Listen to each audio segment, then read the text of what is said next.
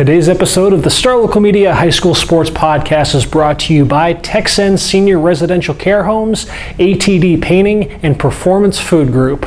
Texan Senior Residential Care Homes, senior care at its best with a family atmosphere. Obviously, if all seniors had the option, they would be living at home, but sometimes that isn't always possible. Well, guess what? That is where Texan Senior Residential Care Homes comes into the picture. Texan specializes in making its facilities as close to a home living experience as possible. I'm talking full living room, kitchen, dining room, cable TV, music, games, fireplace, you name it.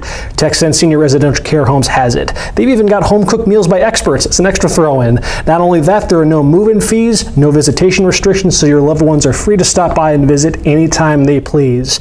Texan Senior Residential Care Homes are located at I-635 and Marsh Lane in Dallas, right near Carrollton. For more info, you can call 469-400-7650. Texan Senior Residential Care Homes. And now, let's podcast. Welcome to another episode of the Star Local Media High School Sports Podcast. My name is Matt Welch. I'm the sports editor at Star Local Media, and I am being joined by Brian Murphy, sports editor for the Frisco Enterprise, Little Elm Journal, and Salina Record, as well as Taylor Ragland, who does sports for the Plano Star-Courier, Allen American, and Lake City Sun. It is prep time for week 5 of high school football season. We just checked the weather radar, so why not just jinx us the podcast right from the get-go? Because right now, after three weeks of just this sick, twisted game that Mother Nature is playing on the Metroplex high school football scene, it appears that we might be in the clear. Mostly sunny, partly cloudy, whatever. It's not rain, at least right now. Fingers crossed. 10% chance of precipitation. 10%. That's going to turn into 100% by Friday. Maybe they just missed a 0. So as of now, it looks like we might finally be in the clear for the first time in what feels like an eternity, as far as getting games done without no delays, no cancellations. So fingers crossed that we didn't just jinx the entire Metroplex. I hope we didn't. I don't think we're capable of doing that. I don't believe jinxes. But nevertheless, so we're here to as per usual for the latter podcast during the week. We're going to break down some of the marquee matchups that are on tap for this coming week within our coverage area. And as always, that means kicking off with our game of the week, and a very, very worthy selection this week. Thank you to everybody who voted on the poll at starlocalmedia.com. Ultimately, though, game of the week nod goes to Plano East and Prosper. Kind of a runaway, huh? Yeah, this was a very, very convincing turnout. This is the second time this season that Plano East has nabbed game of the week honors. Their game against Saxe a couple weeks ago also got it. So shout out to the folks on the east side of Plano, just a couple minutes down from our office, for a lively turnout once again on the Game of the Week poll. This game is Friday, 7 o'clock out at Kimbrough Stadium, I should say, in Murphy. And it's a game where 4-0 versus 4-0. I'd say, this is probably among, with all due respect to the rest of the Metroplex, at least within our coverage area, I think this is a very, very worthy Game of the Week selection. These are two of the so far at least two of the better teams in the Metroplex as far as 6A is concerned. We've got the Prosper reporter on this side, the Plano East reporter on this side. You guys have already alluded to going Skip Bales and Shannon Sharp on this podcast, so I just might sit back and mediate and make sure that we stay around 15 minutes. So let's start with just the general intrigue surrounding this game. I want to go back. Okay. To prior to the start of the season, when none of y'all predicted. Hey, we've already copped to underselling y'all Prosper. That mistake. Oh yeah, several times. Oh yeah. Yep, hey, they're good. Oh yeah, we don't run from our mistakes on this podcast, no doubt. I just wanted to say it again for all the Prosper listeners and viewers on today's podcast. No one picked Prosper to even make the playoffs in this district. I did. Granted, I think I had them 5th, right? Yeah, I think all of y'all had them 5th. My caveat was just prove it to me, and they certainly have through 4 weeks. No one's even come close to beating them. Granted, it's the level of competition hasn't been the best. They started the district season off with Mesquite, but they're doing what they're supposed to do. If you're a great team against quote unquote bad teams or non-playoff teams, they're doing what they're supposed to do, and they're beating the brakes off of opponents. They're 4-0. But Plano East has looked really good so far. That's the beauty of this matchup on paper, is just how similar both teams are leading up to this point. Both teams have offenses that rank within the top 5, 6, 7 in the Metroplex right now. Prosper has barely trailed this season. I checked; they've only trailed for 2 minutes and 14 seconds. Plano East is a little bit more. There was that rainy game against Saxe where they were chasing a touchdown on the opening play of the game. They ended up winning that game by 22 points, but they did trail for a little over 17 minutes. But nevertheless, two teams that have not met met a whole lot of resistance on the whole this season. They've kind of been able to handle things however they please, and that's the beauty of this, because something's got to give at this point. Yep. So yeah, I mean, Brian, just talk a bit about just kind of the general intrigue surrounding this matchup, at least from your standpoint. Well, I mean, that's interesting that you brought up they've only been trailing by at all in 2 minutes and whatever change. Yeah. It was against McKinney. That's odd. But anyways, I just had to look that up. You know, they have a new running back this year. They replaced Caleb Adams, who was just a stud. He was a stud on the basketball team. He's just a stud athlete. One of the area leaders in rushing last season. But, you know, Wayne Anderson has come in, and he's one of the area leaders again, or for Prosper in rushing yards. You know, so they run the ball. They run the ball, they run the ball, they run the ball. And, you know, they're averaging 48 points per game, which is just absurd. 441 total yards per game. Anderson's come in running for over 500 yards, 9 touchdowns. Shoemaker, you know, you call him a bus driver, you know, this and that, you know, with the running game, but, you know, he's been great. You know, he's been phenomenal, almost 800 passing yards, 10 touchdowns. I just don't know if this is going to be a shootout or if this is going to be one of those, you know, weird defensive battles like Highland Park Lone Star was. I'm not putting them on the same caliber as those two teams, but I thought that matchup was going to be. Yeah, you did have two prolific offenses heading into that game, and it wound up being just a battle of defenses. It was 10-7 final, and this one could very well be the same, but this also could be 45-38. I definitely don't think it'll be 10-7 from my side of the table. I just don't see that with these two teams. I don't see that happening. I don't see that either. But both these teams put up a lot of points. Yeah. I don't know too much about Plano East. So I know y'all have been trying to, you know, tell me about their running game and all kinds of stuff that they have going on with their offense, how explosive it is. So I'm excited to hear what else does Plano East have to offer. Well, I think the important thing to note about Prosper is that you're exactly right in that they want to run the football, and that Wayne Anderson is a very real threat out of the backfield. And head coach Joey McCullough over at East did say as well that the Prosper offensive line will be the best and most talented that East has seen so far this season. They are for real. They are very capable of handling play in the trenches at the 6A level. And I think that'll be the key as far as Prosper is concerned is what kind of game Wayne Anderson has, and if they can establish that run game against the Plano East defense that's been very good through the first 4 weeks. Last week gave up 21 points, East did, but only 7 of those were were given up against the starting defensive unit, so they had another pretty good week and are riding pretty high. But I think the difference in this one for me will be all the angles of attack that East brings on offense. And if the Prosper defense, which I don't think has seen an offense quite as multiple as Plano East yet or as explosive, can keep up. Because, I mean, you talk about Wayne Anderson being ranked in the area and rushing. You know, Trey Jones-Scott for Plano East is only like 3 spots behind him. And for Plano East, that's all you need. I mean, he's got 62 carries, 462 yards, and 7 touchdowns, which, you know, it's not numbers that are going to light up the scoreboard every night or blow you away, but when you have 3 receivers in the top 20 in receiving yards and literally the quarterback leading the area in passing with, you know, almost 1,200 yards and 13 scores already, it's good enough from Jones-Scott to be a threat that kind of opens up, you know, play on the outside and allows East to kind of spread the game out and attack defenses through the air. And I think Prosper is going to have to make a choice, kind of like every team that East has played so far. You know, do you want to stack the box and try to stop the run and take your chances with that receiving core? Or, you know, do you want to spread out and maybe give up some of those 4 or 5 yard runs because you're a little weaker in the box and try to stop the receivers and double cover Jalen Anderson and things like that. So I think the key for me to who I think might win this game is if Prosper can handle the East offense, because I don't think they've seen threats from so many angles yet, and you mentioned their competition. And that's the beauty of this, because I've heard that line of logic all throughout the week from y'all regarding this matchup. You can make the case on both sides because neither team has seen anything like the other. I thought Saxe would be a much bigger test for East, and it turned out that wasn't the case at all. Because with Prosper, it's very much true. They have not seen an offense that is as widespread and as multiple as what Plano East has. You know, we're just talking about the numbers that Brandon Mallory's put up. Here's a crazy number for you.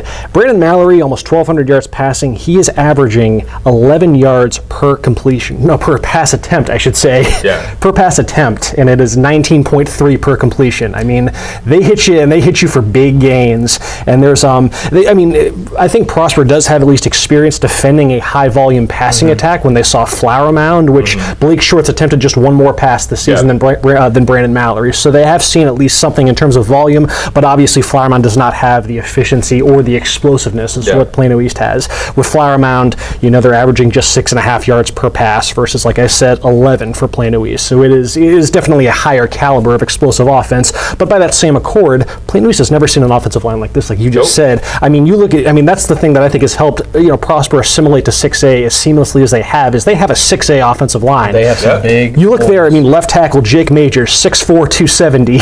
Right tackle Adam Sheriff, 6'5", 280. Their offensive line averages out at about 6'2", 270 pounds. Yep. I mean, that's a big line, and that's when you look at Wayne Anderson. I was wondering why I'd heard Wayne Anderson's name before heading into the season. Then I remembered, he was a regional qualifier in track season last year out of the 400, and you can definitely tell the way he runs. He has those strides that are very reminiscent of an elite track runner.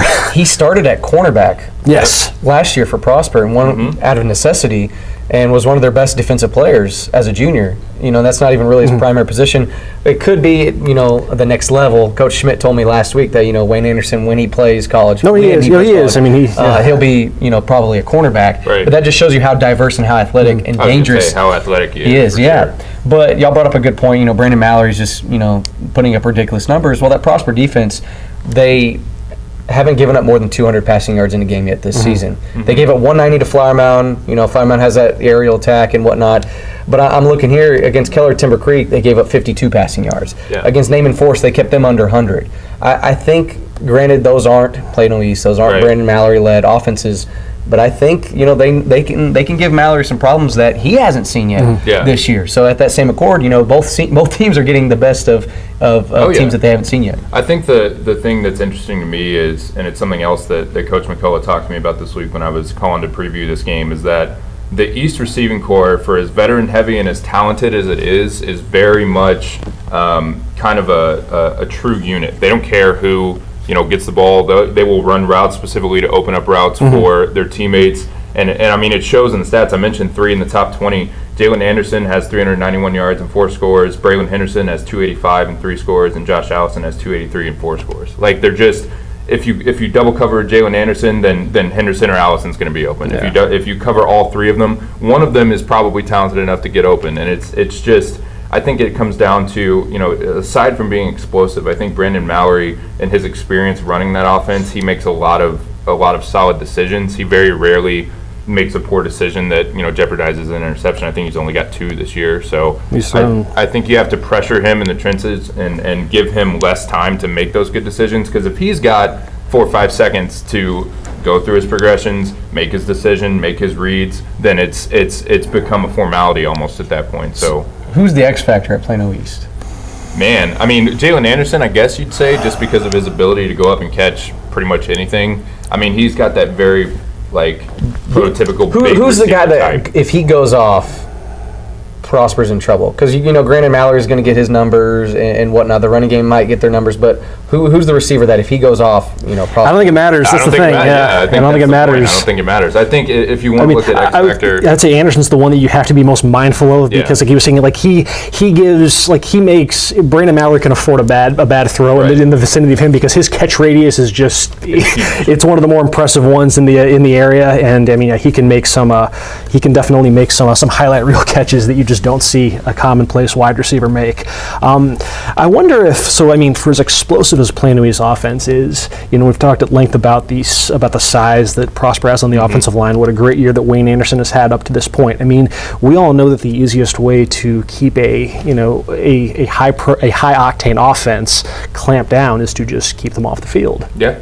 That's been the Dallas Cowboys recipe before this season, So if you wonder if Prosper might decide to implement, if they try to make time of possession just absolutely paramount in this game, where they try to just grind out drives with Anderson. Shoemaker is his normally efficient self, completes about 2/3 of his passes. They don't take too many chances. Just try to extend drives the best you can, just to limit Plano East's number of possessions. I think you have to. I mean, like I said, it goes back to the Prosper running game. I think you have to You have to win in the box. You have to push Plano East off the line of scrimmage on offense, which is, I mean, we're talking a lot about the Prosper offensive line, but it's easier said than done. Plano East's defensive line is no joke either. I mean, they have some big bodies and some athleticism and some good linebacker and certainly secondary play. And that's where not only is it vital to make sure, you can have success early on running the ball, but, when I saw Plano East against Saxe, the big thing that stuck out about their defensive line was just the job that they did overwhelming Saxe in the second half. It is definitely a 4-quarter endeavor having to block Plano East because, they are very, very well conditioned, very deep, as you would expect out of the third largest high school in the state. So it won't just be simply winning early on for Prosper and setting the tone, but how are you looking, midway through the third quarter when Plano East's depth advantage could, conceivably start to take hold. The last time Prosper lost a game was in the third round of the playoffs last year to Mansfield Lake Ridge, who's also now in 6A. In that game, Caleb Adams ran the ball only 10 times for 37 yards.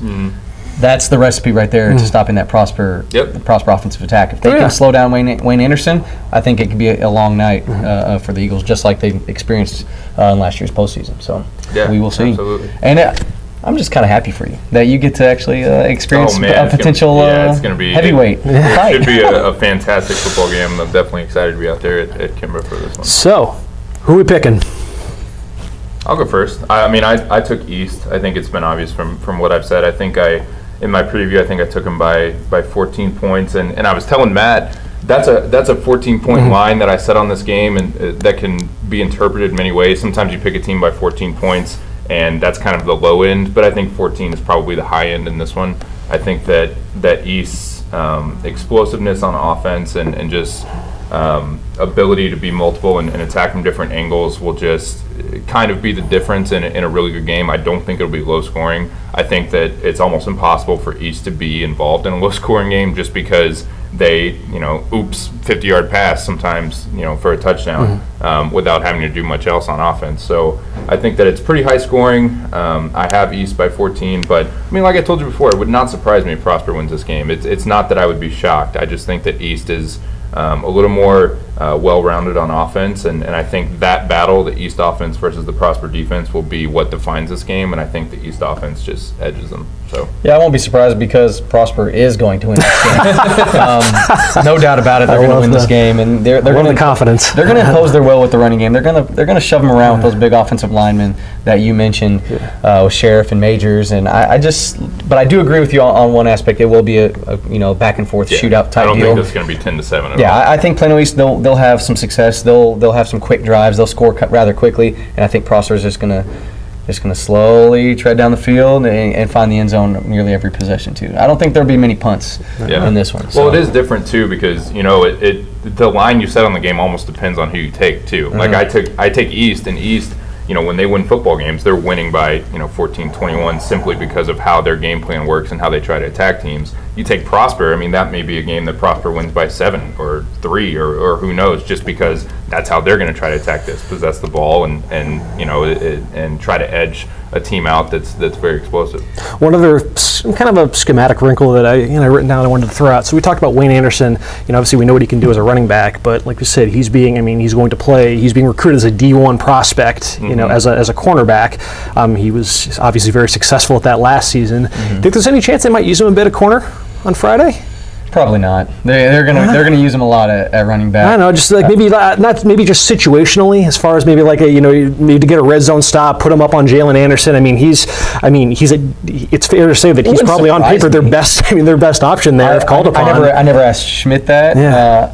But it wouldn't surprise me if he used him. That's something you should keep an eye on when you're at the game. They certainly could. Yeah. Why not? I don't think. I'm not saying like he plays every snap, but I'm saying like it's just a situational thing. If it's third and goal from the 8 or whatnot, and you're anticipating that Jalen Anderson might has been burning you all game, and you might need to throw something in there. But he won't be he won't be there throughout the game. I just mean just a situational wrinkle. Possibly. Just interesting because this is kind of it's a very unique matchup that might require going a bit above and beyond.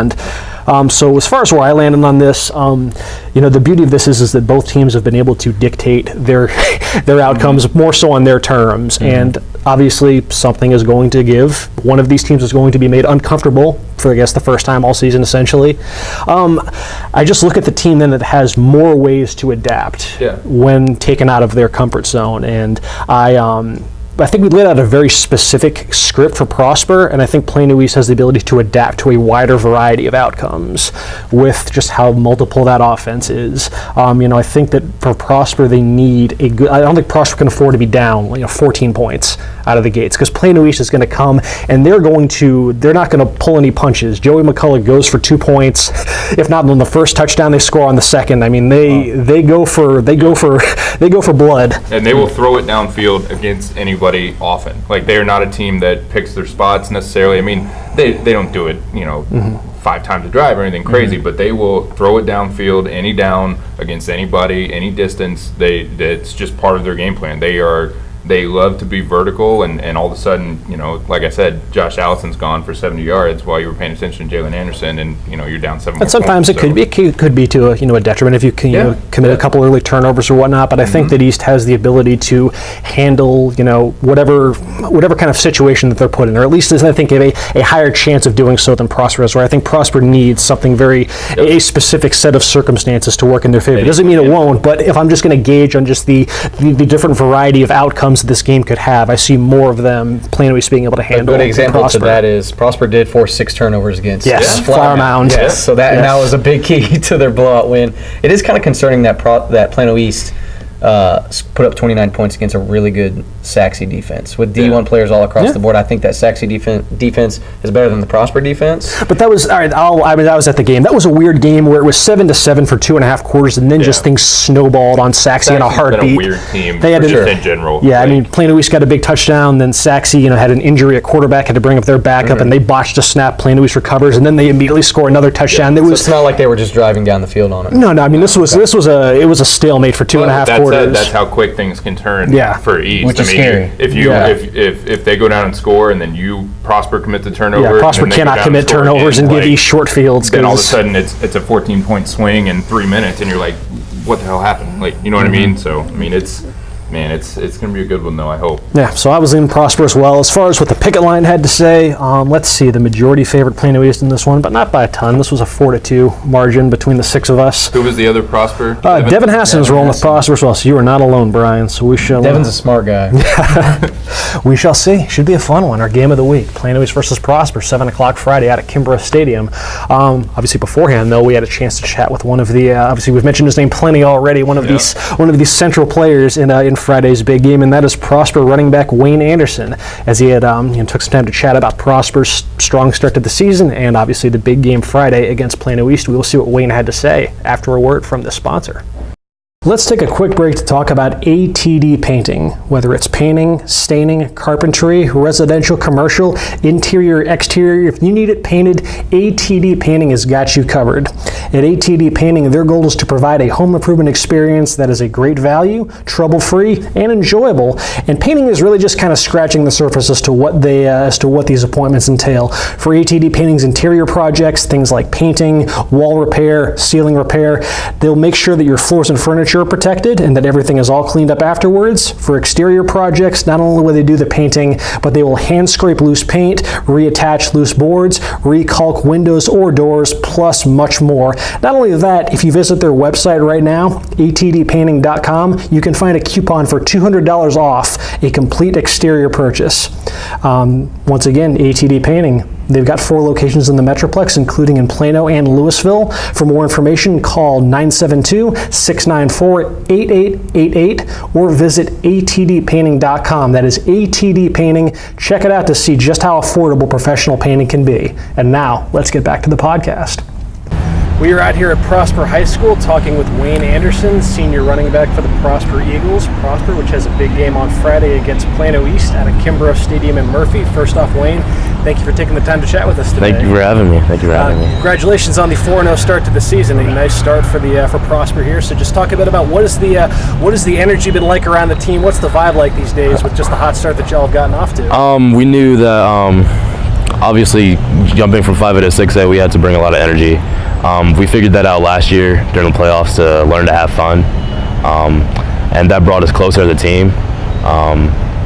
So we just carried that over this year. We're always having fun on the sidelines. We're always around each other. always smiling, laughing, and that just brings a really close bond, and that's what's helped us with the team chemistry for the first 4 games. Now you've obviously had a big part in that as well, making the move from cornerback to running back. Talk a bit about thinking back to the offseason when you first learned you were going to make that move. What was it like making that transition, considering what Caleb Adams did last year and how much has been asked of the running back position out of Prosper for years? Obviously, Caleb Adams was a big part of the offense last year. I played running back sophomore year, so and I played running back at the start of my junior year before I got switched to corner. So I kind of knew that I was gonna get switched back to running back because we had 4 senior running backs. I was the only junior on there. So then when I came after the season was over, I knew because also the coaches did tell me that I would be the featured running back this year. Okay. Obviously, you've handled it very well so far. Yeah, for now, sure. Are they kind of using you the same way that they did Caleb last year? Is there anything different in how the two of you were used? I mean, it's not really a difference. We know. I mean, mainly we just all follow the coach's game plan for whatever we do that week. Sometimes it can be inside, sometimes it can be outside, and then obviously I play some corner also. Okay. So wherever the coaches need me at, that's where I am. So I guess how many snaps per game would you say you see on defense nowadays? I mean, it depends on situation. These first 4 games, I haven't really got to play a lot of corner because of the situation wasn't needed.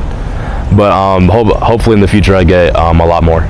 So I guess, kind of sticking with that, I guess talk a bit about just contrasting the two positions. I mean, you've seen extensive time on both sides of the ball. Just how different is it, operating in more of an offensive role this year? Yeah, offense is we're more fast-paced because that's the type of tempo we like to run at. So it was a big change, especially practice-wise, because defense is more. It's obviously more get after it. Offense, it's more tempo. So we're hurrying up to the line, running a play as fast as we can, things like that. And I was checking online. I mean, it looks like as far as the college offers that you've been receiving, do you project more as a cornerback at the next level? Yeah, I do. I do plan to play cornerback at the college level. Okay. So I mean, with Prosper, getting off to a 4-0 start, you guys making the jump to Class 6A, and you guys have passed every test so far with flying colors. What do you kind of attribute to just the job that the team has done transitioning so seamlessly to 6A? I mean, it's really what we go after. We always say, do your job. That's been how we roll here.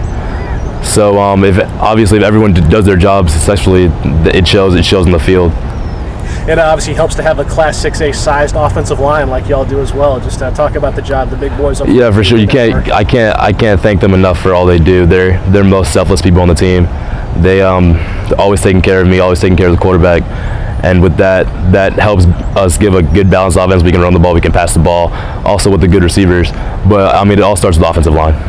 And looking ahead to Friday, obviously a huge game against Plano East, one of the bigger games just overall in the Dallas area this week. What are some initial thoughts on Plano East and what they bring to the table? Obviously, we know we've watched film. Plano East is a really good team, but at the same time, we are also. So we feel like if we do our job correctly, limited amount of mistakes, penalties, things like that, we should be fine. But at the same time, it should be a really good game. Speak to just that Plano East defense. What kind of jumps off the page on film when you see them? We know that they like to fly the ball. I know that. Obviously, I know that they have a really talented secondary, and so obviously that's going to make things tougher. They're the best secondary we've seen. But at the same time, like I said, if everyone does their job correctly, it'll be fine. And before I let you get out of here, I mean, it's 4-0 versus 4-0. I know you never want to put too much weight on one game, but do you guys see this game as kind of a litmus test of sorts, or just how are y'all approaching this one? I mean, it's at the same time, it's just one game. But, I mean, this game does matter. Obviously, with playoff seeding, we're a good team. They're a great team. So I mean, I just take it one game at a time. So I'm really focused on this game. And if everyone does what they're supposed to do, it should be a really good game. Awesome. That'll just about do it, Wayne. I appreciate you for taking the time to chat with us. Once again, this has been Wayne Anderson with Prosper Football. They travel out to Plano to meet Plano East, 7 o'clock, Kimbrough Stadium out in Murphy. Should be a good one, Wayne. Best of luck to you all. Thank you. Thanks again to Wayne Anderson for taking the time to chat for our Student Athlete Spotlight for our game of the week, Prosper versus Plano East. We've got 4 more games to discuss. Just going to quick hit these ones, give a couple of our picks for these games. A nice week though for the for the game of the week poll. Some very worthwhile matchups, including a state championship rematch at the private school level.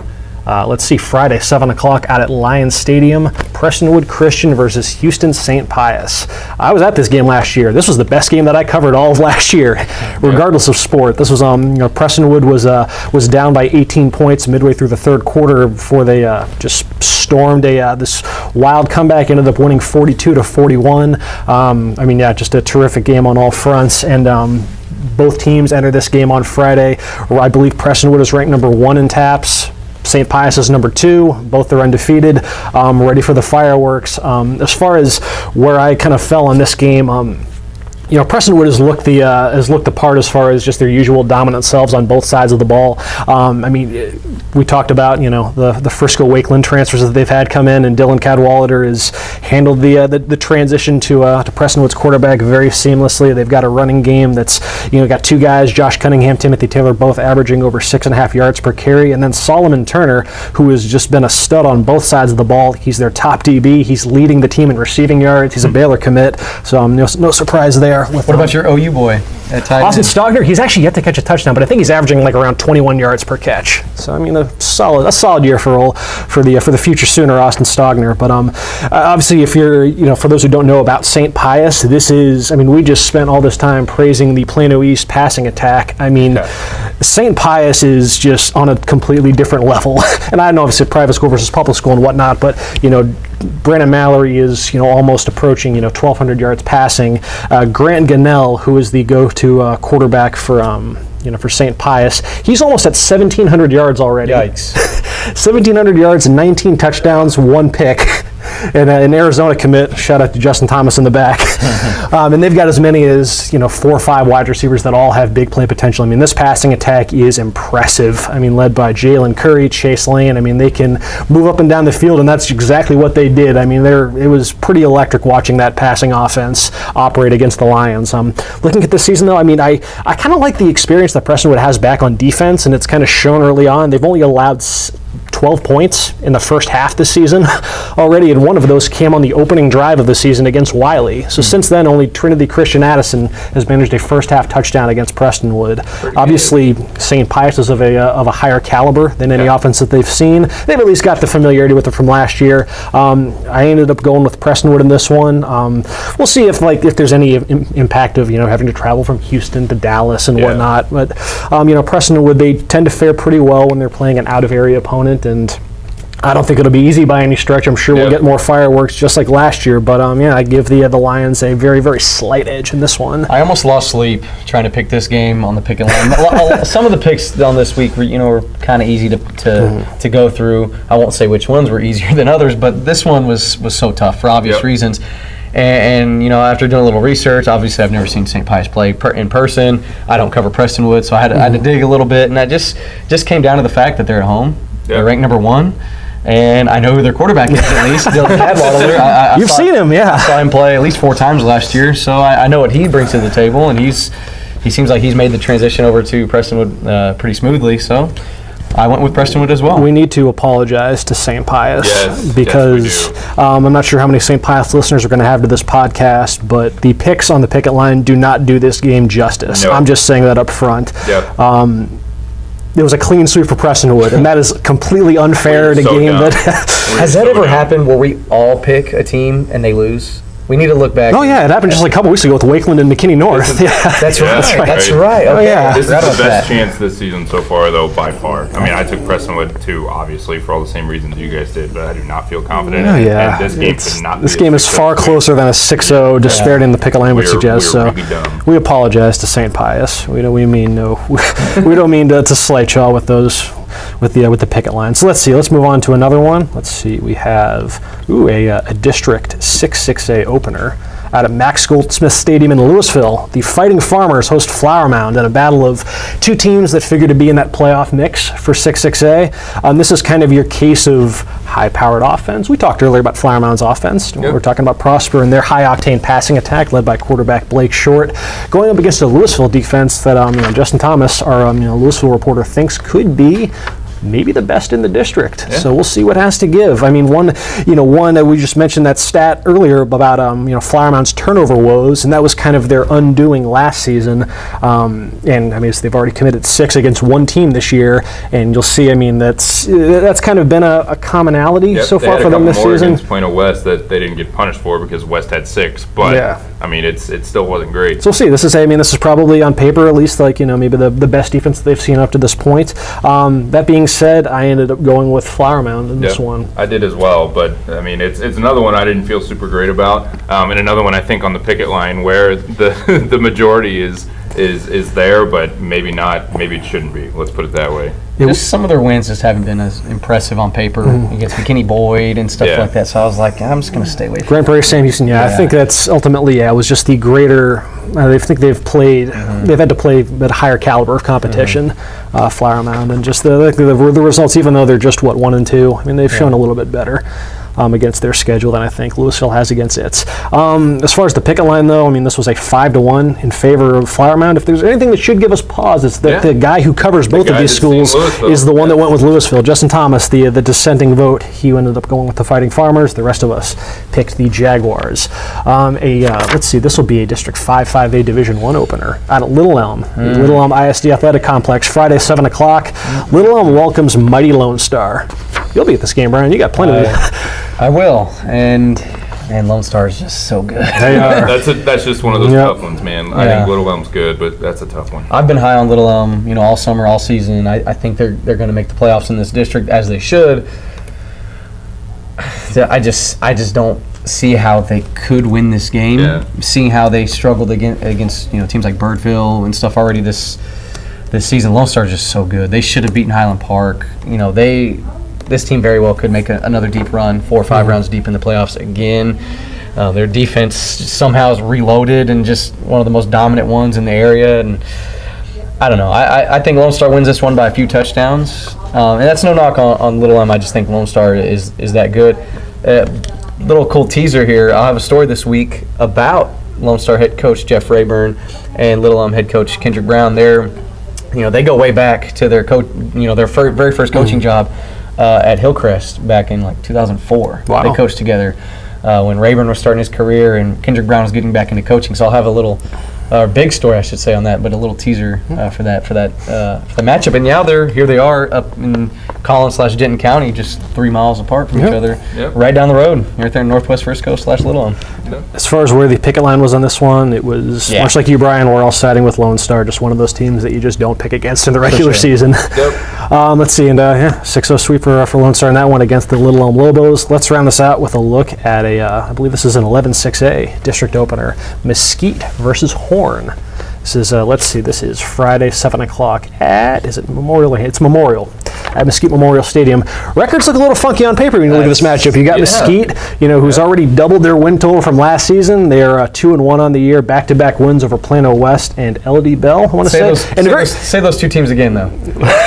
Plano West and LD Bell, and it very well could have been 3 straight. I mean, their game against Grand Prairie the week prior got rained out or whatnot. But nevertheless, you compare that to Horn, who is the reigning district champion out of 11-6A. Horn off to its first 0-4 start in program history. But you look at that schedule and it kind of helps. It makes a little bit more sense. I mean, they played. You find a team that had a tougher non-district schedule than Horn did. They played Allen, Highland Park, Cedar Hill, and Arlington. A combined 15-0 between those 4 programs. Brutal. So things should level off a bit now that district play is underway. You hope that that's the case. I mean, that's they're very uncharted waters for this program as far as staring down an 0-4 record to start the year. I mean, this is a program that I'd be curious to find out the last time they lost 4 games in a season, let alone to start the year. That being said, though, we've mentioned the caliber of competition they've played. I don't know if that's necessarily indicative of just what Horn brings to the table. I think that's a team that very well should be in the district title conversation this season. Them and Longview. So we'll see what happens. I do like Horn, though, to get that first win of the season and the first district win of the season. Granted, I've never seen either team play, but I don't think it's going to be close. I think Horn's going to blow them out. You know, like you said, they just had a murderer's row in non-district, and I think they're more prepared to face teams like Mesquite right now. So I don't see that game being close at all. I'll give a shout out to Mesquite because I think they have looked good the last couple weeks in those wins. I think they've looked good against Plano West. I think they have talent, and they're certainly you can group them with some of the up and coming teams in the area for sure. But I just don't think they're ready to compete with Horn. It's definitely a program on the rise, though. Jeff Fleener, former Allen OC, you know, he's got that squad head in the right direction for sure. But nevertheless, we do think it's going to be a bit of a rough entry into 11-6A for the Mesquite Skeeters. Picket line was a unanimous sweep, 6-0 in favor of Horn, and that'll do it. As far as our game coverage plans go, though, you've got Little Elm and Lone Star. Little Elm, Lone Star, Little Elm Friday night. Hopefully no rain. Yep, I've already mentioned I will be at East Prosper. We're looking forward to that one at Kimber Stadium. So, and I'm probably going to dip my toes in the private school waters. Thinking I'll make my way out to Prestonwood to watch their showdown with St. Pius. After covering last year's game, how could I miss out on the rematch? That's a no-brainer. I don't know how you How could I miss out on the rematch? So for all of our game stories, you know, you can catch all that at starlocalmedia.com. We'll have video highlights, our usual rapid reaction podcast after each game that we cover live. On Twitter, you can follow us along for updates. They can follow you along at where, Brian? At Brian Murphy _ Brian with a Y. At Taylor Raglin, Raglin, just my name. And I'm M. Welch, SLM. And folks, that will conclude this edition of the Star Local Media High School Sports Podcast. Hopefully these clear skies are more of the same tomorrow, or yes, tomorrow and Friday for that matter. And yeah, that'll just about do it, folks. You enjoy the rest of your week, and we will talk to y'all later. Thanks for checking out this edition of the Star Local Media High School Sports Podcast, brought to you by Performance Food Group. Performance Food Group delivers more than 150,000 food and related products to customers all across the country. If you want to get in on that process, PFG just might have a spot for you. Their McKinney office is currently hiring. Job openings include Class A CDL drivers and warehouse order selectors, as well as many other entry and part-time positions. An ideal choice for college students or people just wanting to find new careers in general. For more information, you can visit their website at pfgc.com/careers for more job openings. If you prefer to contact them by phone, you can call at 214-491-3130 for more details. Once again, that is Performance Food Group, located in McKinney at 500 Metro Park Drive.